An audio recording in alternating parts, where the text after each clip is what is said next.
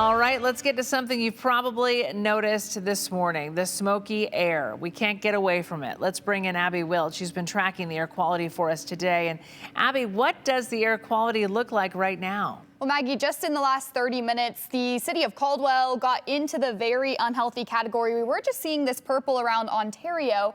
Now you can see it's shifting west towards us, which is what we predicted it to do. It did that same thing yesterday where the smoke got worse, moving west as the day went on. Boise is still in the orange, but just barely. It's surrounded by red. We're going to put that in perspective and show you just the air or the fire map from airnow.gov's website. You can see the state of Idaho fully engulfed in those red fires. That means the smoke is really around us. So it's not a shock that our towns are filled with so much smoke. We'll show you some video of the skies now, but you don't have to do much than walk outside to see it for yourself.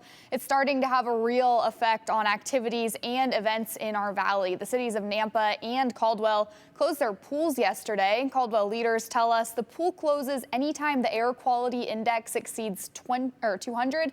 So it is likely they'll be closed again today. Boise City leaders also canceled activities at their outdoor pools yesterday.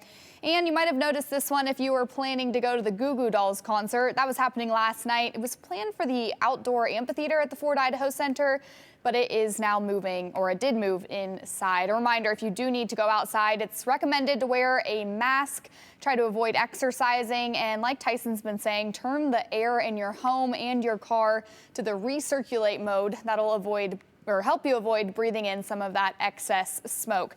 Now, it's predicted that this smoke will linger around, but we're going to get to Hector to figure out exactly when that smoke is going to end. I think that's the big question on everyone's mind is, when can we breathe some fresh air again? That's right. It honestly doesn't even look likely here through the next couple of days, even heading into the weekend. It's just because of how much that smoke has continued to really trickle in. And you'll notice that here through this camera, ID4 at Laster Lane in Caldwell, you can see that right on the surface. And that's what we're going to see here pretty much as we look at our Skycam 7 camera looking towards downtown. Just really hard to see, just muggy conditions. And of course, that's all due to some of the heat. And of course, that smoke that continues just shrouded over the Treasure Valley. And that's pretty much going to continue. We've already noticed a lot of this air quality started to worsen there from west to east. It's starting to approach areas like Meridian. We're starting to see that thicker smoke starting to make its way through Ada County. And that means that we are going to continue to see a little bit more of that trickling in through this morning. Now, some of the breezier winds later this afternoon might help just a little bit,